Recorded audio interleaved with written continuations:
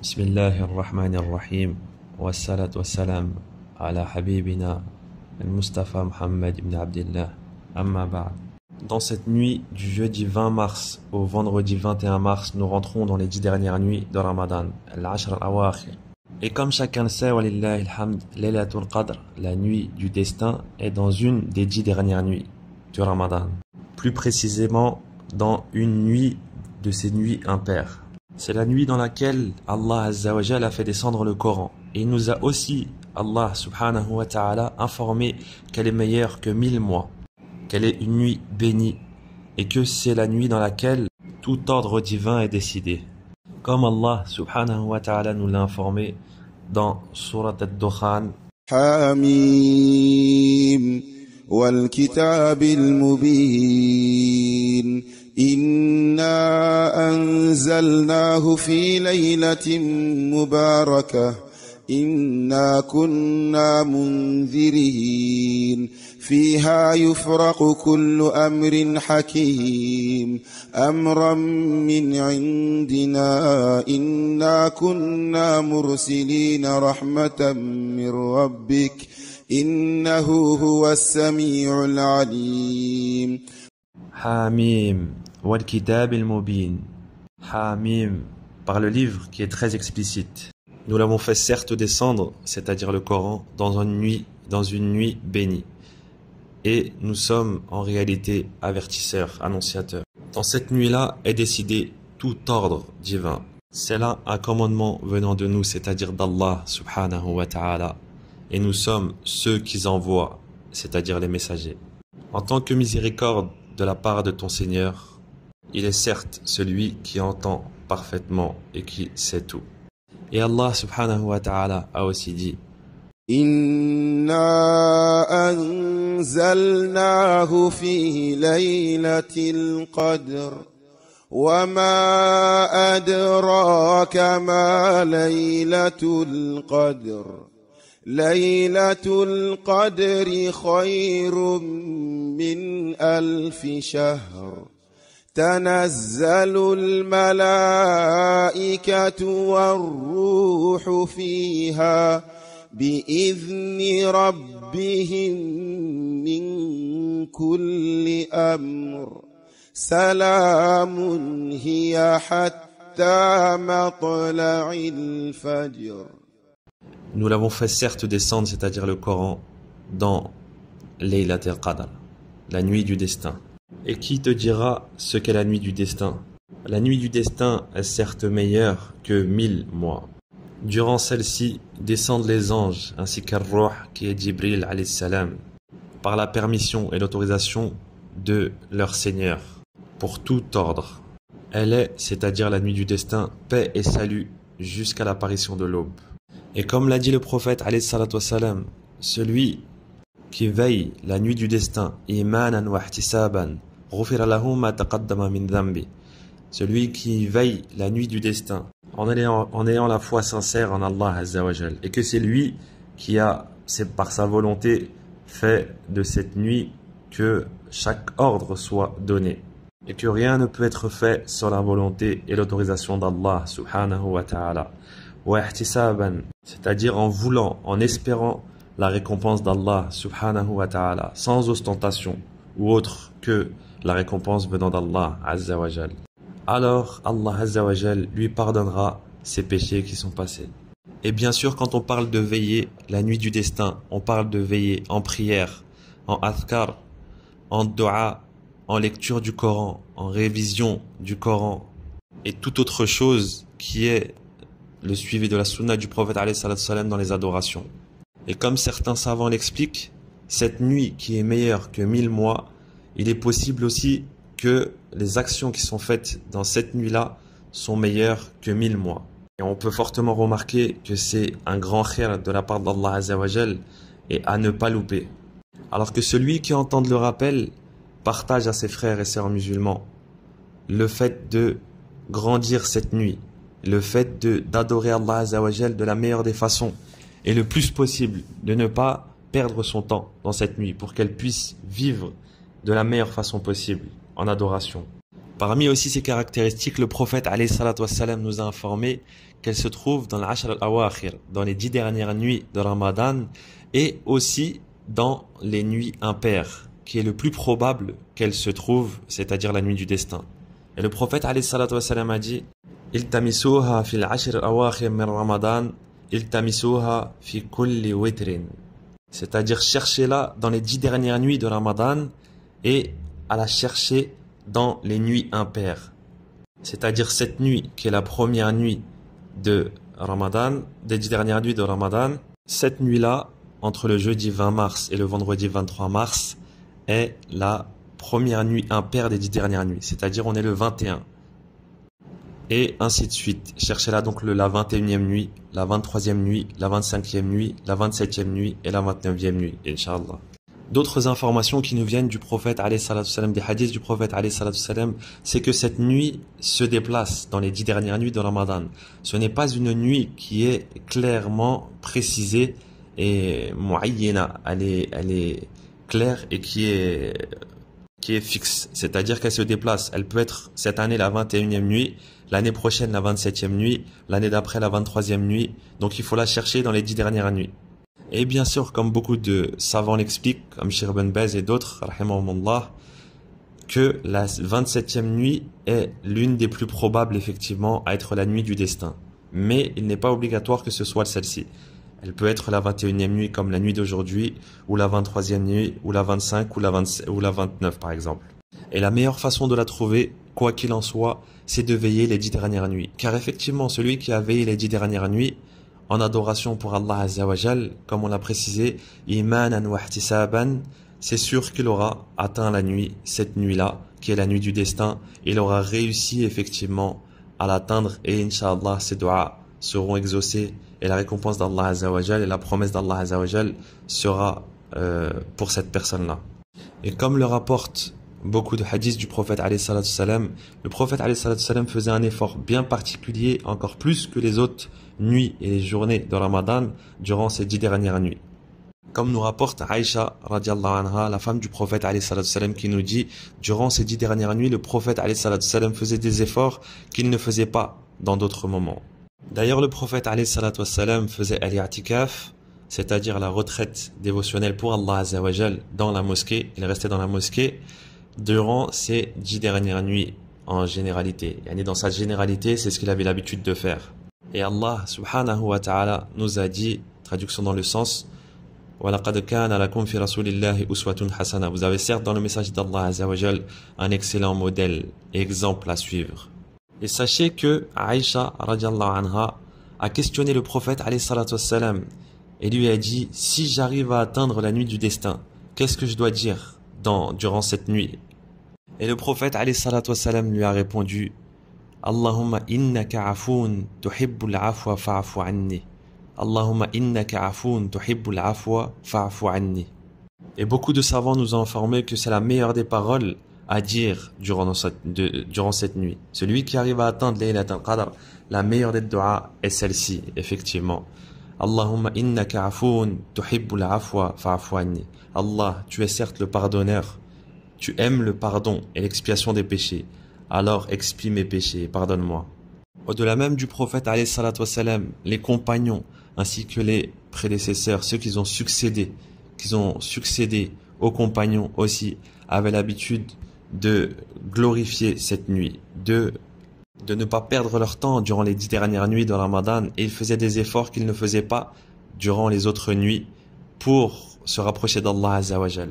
Alors il convient et il est préférable pour chaque musulman et musulmane, quel que soit l'endroit où il se trouve, de prendre exemple sur le prophète alayhi salatu wassalam, ainsi que ses compagnons et les salafs, de la meilleure des façons. Tout ce qu'ils faisaient de meilleur, on prend exemple sur eux.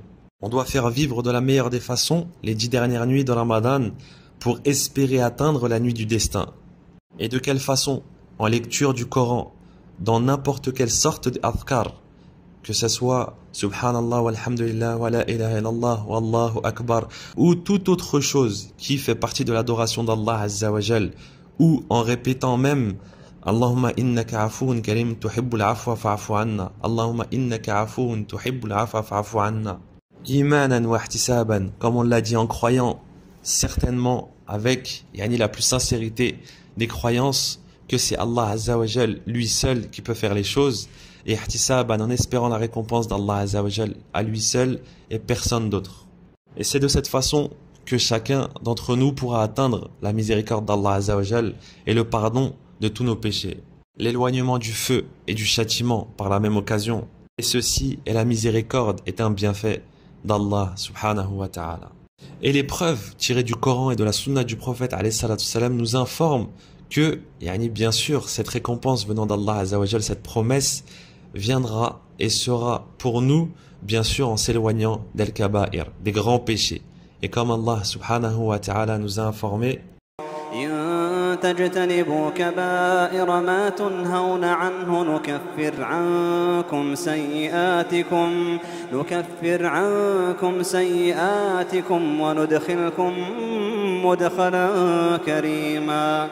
Et si vous vous éloignez des grands péchés, al-kaba'ir, qui vous sont interdits, alors nous vous pardonnerons, nous effacerons vos péchés et nous vous ferons rentrer dans un endroit honorable, c'est-à-dire le paradis d'Allah Azza wa Jal. D'ailleurs, le prophète alayhi salatu salam a dit, les 5 prières, le Jumu'ah jusqu'au Jumu'ah, de Ramadan jusqu'à Ramadan, ceci expie les péchés qu'il y a entre celles-là. C'est-à-dire que entre les prières de Jumu'ah et Jumu'ah, par exemple, entre Ramadan et Ramadan, Allah Azza wa Jal pardonne les péchés qui se trouvent entre. Bien sûr, si vous vous éloignez d'al-kaba'ir. Mais quelque chose de très important doit attirer votre attention, Allah yabarak fikoum. Certaines personnes musulmanes, alhamdulillah, font des grands efforts pendant Ramadan, font tawbah, ils se repentissent à Allah Azza wa Jal sincèrement de tout ce qui leur est passé, comme mauvaises actions. Ils sont sincères et reviennent à Allah Azza wa Jal et font des efforts comme ils n'ont jamais fait au préalable. Par contre, lorsque le Ramadan se termine, ils reviennent à leurs mauvaises actions. Wal'iyadu billah. Et chacun doit faire très attention à cela, car il est obligatoire pour le musulman de faire attention à cela.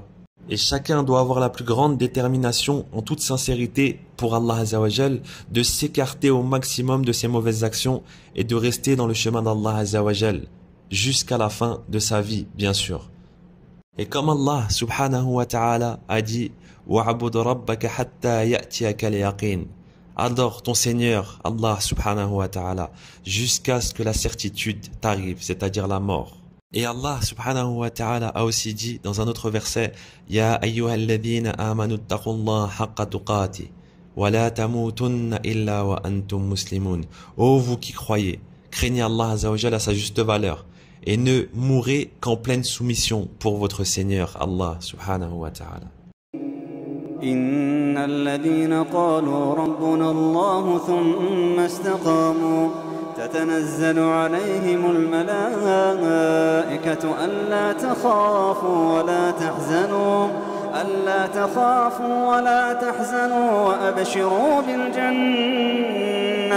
وأبشروا بالجنة التي كنتم توعدون.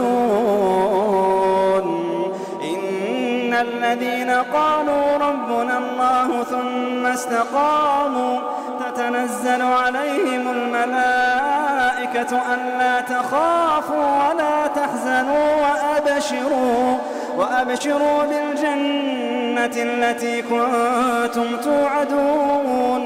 نحن أولياؤكم في الحياة الدنيا وفي الآخرة ولكم فيها ما تشتهي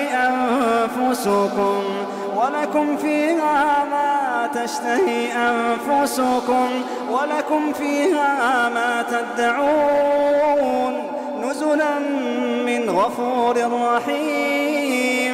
Ceux qui disent notre Seigneur est Allah et qui se tiennent dans le droit chemin, les anges descendent sur eux et leur disent n'ayez pas peur et ne soyez point affligés, mais ayez la bonne nouvelle du paradis qui vous a été promis. Nous sommes vos protecteurs dans la vie d'ici-bas et dans l'au-delà. Et vous y aurez ce que vos âmes désireront, ainsi que ce que vous souhaitez, ce que vous désirez. Et un lieu d'accueil de la part du tout miséricordieux, du tout pardonneur, du très miséricordieux.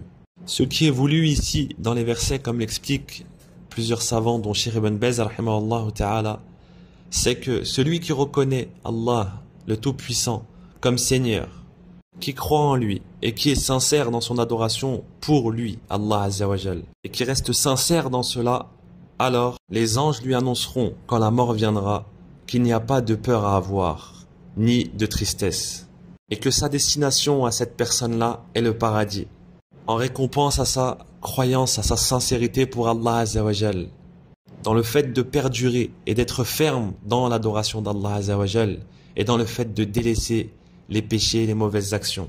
Et la sincérité pure pour Allah subhanahu wa ta'ala. Mais quoi qu'il en soit, et comme chacun le sait, walillahi alhamd, beaucoup de versets ont été rapportés qui renvoient à l'obligation de rester ferme sur la vérité, sur la droiture, la sincérité pour Allah Azza wa Jal, et de s'écarter des mauvaises choses. Et parmi ces versets, la parole d'Allah Azza wa Jal: وسارعوا إلى مغفرة من ربكم وجنة عرضها السماوات والأرض أعدت للمتقين الذين ينفقون في السراء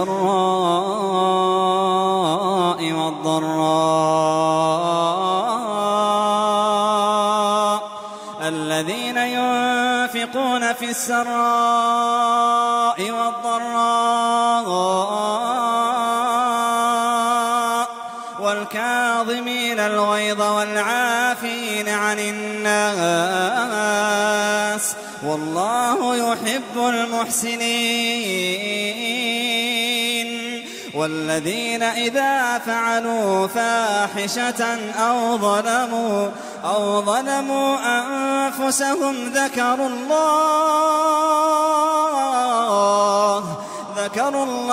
فاستغفروا لذنوبهم ومن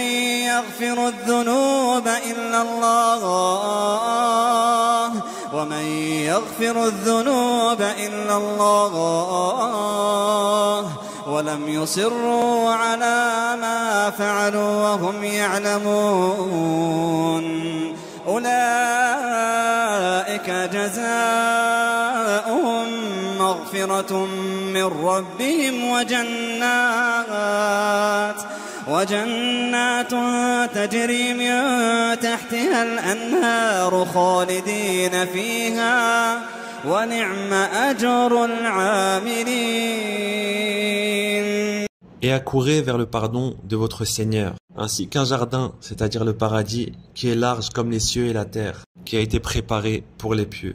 Ceux qui dépensent dans l'aisance et dans l'adversité, et qu'ils arrivent à contrôler leurs nerfs, et qui sont pardonneurs envers les autres, car en vrai, Allah Azza wa Jal aime les bienfaisants. Et pour ceux qui, s'ils ont commis quelques turpitudes, ou ont été injustes envers eux-mêmes, c'est-à-dire en commettant des péchés, alors ces personnes se souviennent d'Allah Azza wa Jal et lui demandent pardon pour leurs péchés qu'ils ont faits. Et qui donc pardonne les péchés si ce n'est Allah subhanahu wa ta'ala? Et ces personnes-là sont ceux aussi qui ne persistent pas dans le mal qu'ils ont fait précédemment. Ceux-là ont pour récompense le pardon de leur Seigneur, ainsi que des jardins sous lesquels coulent des ruisseaux, et ils y demeureront éternellement. Comme est belle et grande la récompense de ceux qui font le bien. Fin du verset, Surat Al-Imran. Pour conclure, فنسأل الله أن يوفقنا وجميع المسلمين في هذه الليالي وغيرها لما يحبه ويرضى وأن يعيذنا جميعا من شرور أنفسنا وسيئات أعمالنا إنه جواد كريم.